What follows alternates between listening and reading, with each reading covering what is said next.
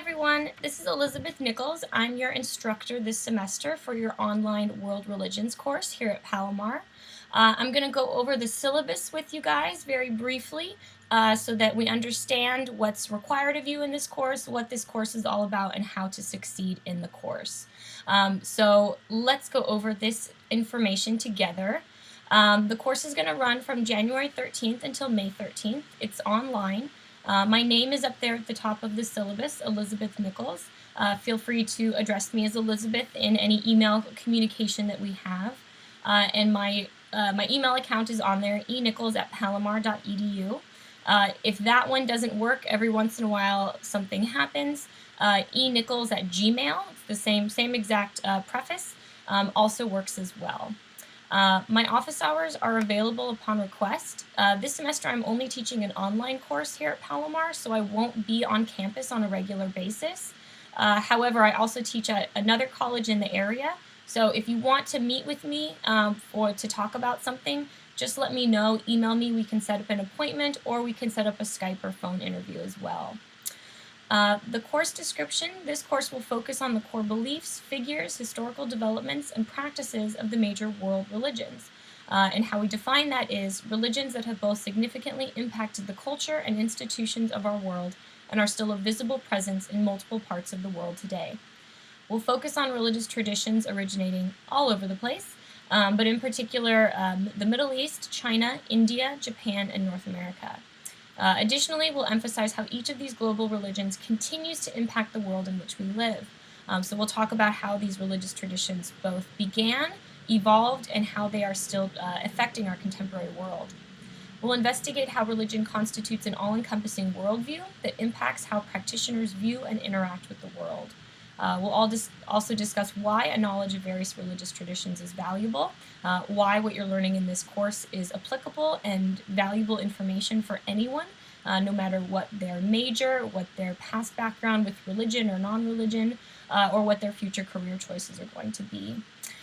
Because we live in an increasingly diverse world, and this is something that is becoming more and more necessary in order to be a responsible citizen in our community. And we'll also go over the basic methods for studying religion. So we'll start the course out by talking about what a religion is and how we study it in a religious studies classroom. The student learning outcomes, you guys can take a look at those. That's what you're going to leave this course with. You're going to have all of those outcomes by the end of the semester. The required text, there's just one required text. It's Experiencing the World's Religions, Tradition Challenge, I think there's a typo there, I'll fix that. But anyways, the author is Michael Malloy. The sixth edition is the most recent edition, and it is on reserve at the library at Palomar. So if you don't want to purchase the book, you can definitely go and check it out. It's on a 2-hour checkout at the library there. The 5th edition is also acceptable. That's the previous edition, so there's going to be a big price difference in terms of the difference between the 6th and the 5th. So if you do want to purchase it, the 5th edition is also acceptable, and that's going to be much less expensive for you. In terms of your assessment and grading, let's go over what's required of you in the course. You're going to have several quizzes, 7 quizzes throughout the course. These are online quizzes. They'll be based on everything that you've learned from that unit. So that encompasses textbook reading, PowerPoint lessons, primary source material, and videos. So for each unit that we do, you're going to have all of those as assignments. So the quizzes that you'll take will draw from all of those sources. You'll have 25 minutes to complete the quizzes. They're 20 questions long, and they're always due on a Sunday at midnight, and they occur about every other week or so. So every other Sunday at midnight, you have to have the quiz completed. You can always, of course, do quizzes early. So if the weekend is not a great time for you, you're more than welcome to complete those early. 25% of your grade will be discussion board posts. So you have 9 discussion board posts over the course of the semester. They'll be answering questions regarding the course material for that unit. They're open-ended questions that don't have a right or wrong answer. They are intended to encourage students to think more deeply and personally about the material for that unit. So these are going to be reflection questions on the material that we've studied for that unit on that particular religious tradition. You're going to have an initial discussion post that's due Friday by midnight. That has to be at least 150 words. and then you have to respond to 2 other students' posts by Sunday at midnight, so 2 days later. And each of those responses need to be at least 50 words long. So every other week or so, kind of saying the quizzes and the discussion boards kind of switch off throughout the semester. Then you have to do the initial one by Friday and the responses by the end of the day on Sunday. And of course, again, if you want to do those early, you can always do them earlier. And there are probably enough people that have done them early that you can even do your responses early, again, if the weekend is not great for you. You're going to have 2 take-home exams, 2 written exams. They're each worth 12.5% of your final grade. They're comparative essays, so you'll be asked to compare several dimensions, and you'll learn what a dimension of a religion is in this course, from 2 different religious traditions that we've studied up to that point in the course. So the first one is basically your midterm, the second one is your final. From the midterm, you're going to choose 2 traditions that we've studied up until that point in the course, and then for your final, you're going to choose 2 traditions from the second half of the course. You're required to use information from the textbook, the lectures, the videos, and supplemental reading to complete the exams. So outside research is not necessary. It's always welcome, but not necessary. The main emphasis of these exams is to show me your mastery of the course knowledge, the resources that we've gone over in class. And much more detailed instructions of this are located on the course website. So for all of your written assignments, basically numbers 3, 4, and 5 here, please be aware that these are not the final instructions. There are much more detailed instructions about exactly what you have to do on the course website, which I'll go over in the other video. You're also going to do a house of worship site visit. So each student will be required to observe a religious service at a local house of worship during the semester. The site must be from a religious tradition that we cover in the course, and there's the list of all the traditions that we're going to talk about. So basically what this means is you are going to, as we go through the course, this isn't due until a little bit later in the semester, you're going to choose a religious tradition that interests you, and you're going to observe some sort of religious service at a house of worship for that particular tradition. So a religious service can be many different things. It doesn't have to be, sort of the traditional once-a-week service.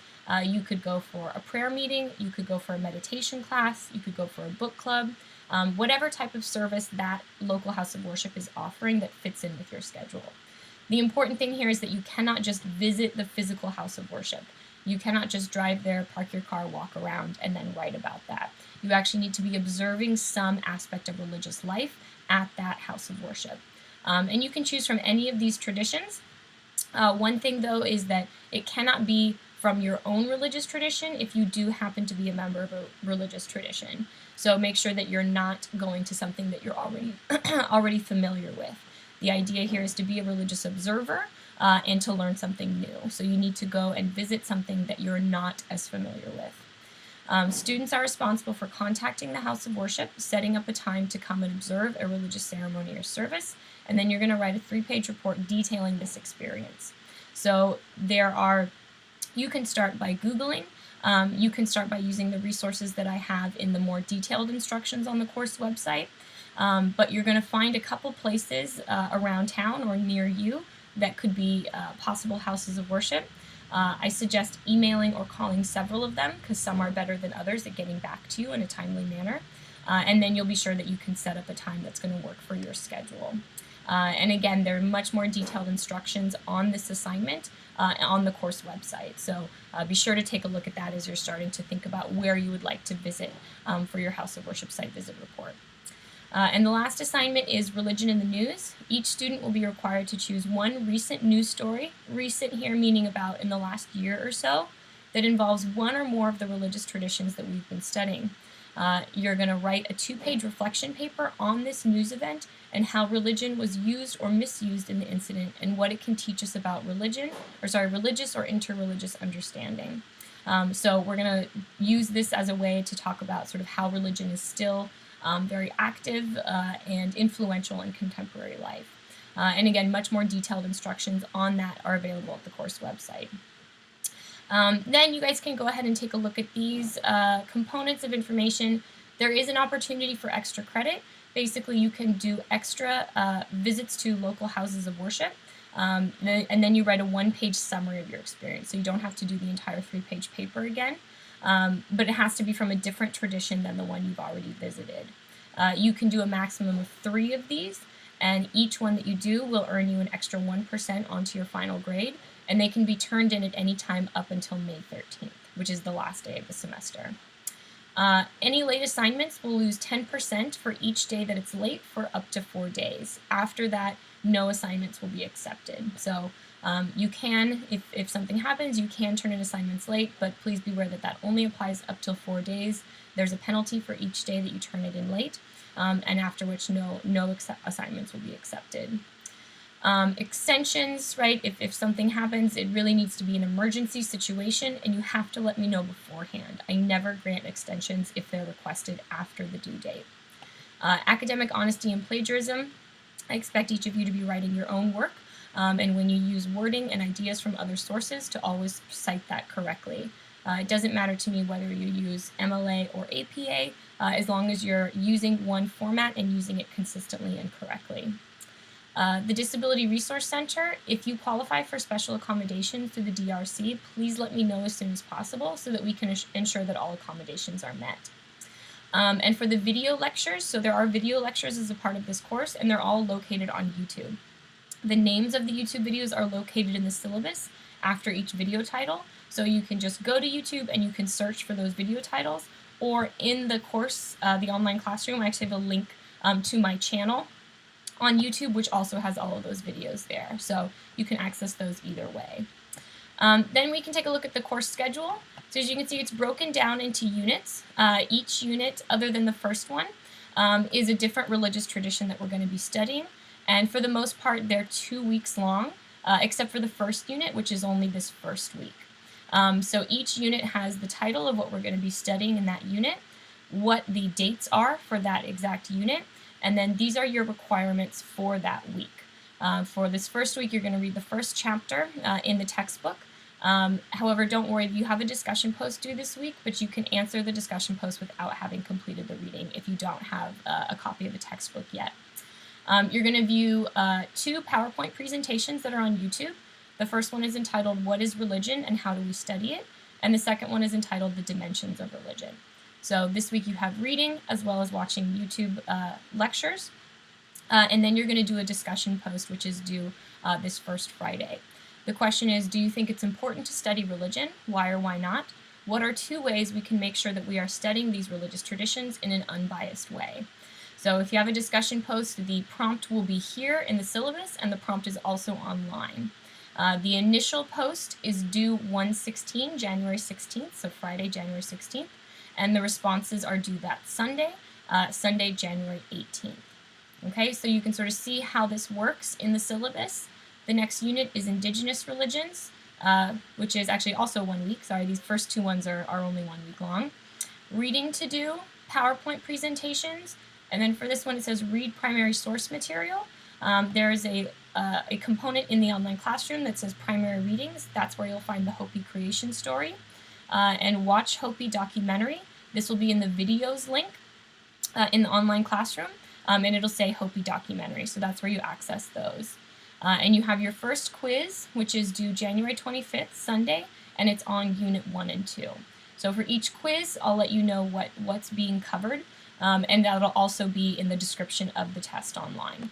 So you can go ahead and take a look at the rest of the syllabus. We go through Hinduism for 2 weeks, Buddhism for 2 weeks, then your religion in the news assignment is due February 23rd, so in about a little over a month. Jainism and Sikhism, Chinese religion. Spring break is March 16th through the 22nd, so there are no assignments due then. But your midterm take-home exam is due right after we get back from spring break, so you have that time to work on your paper. Then we go into the monotheisms. So this is where the second part of the course starts. Judaism, Christianity. Then your site visit report is due April 20th, so you have a while to start working on that, but I encourage you to start thinking about where you might like to go as soon as possible. And then our second to last unit is on Islam, 2 weeks for that. And then the last one is on the Baha'i faith, which is a religious tradition that may be new to some of you, and other newer religious movements. So this is the second half of the course. So remember, for your midterm exam, you're going to choose something that we studied before spring break, and for your final exam, you're going to choose 2 religious traditions that we studied after spring break. Okay, so that's how we'll divide up the course. And your final exam is due Wednesday, May 13th. That'll be the last day of the course. And if you choose to do any extra site visit reports, they must also be turned in by this day for them to count. All right, if you have any questions about the syllabus, the course, the assignments, anything like that, feel free to email me and I'd be happy to talk to you about them.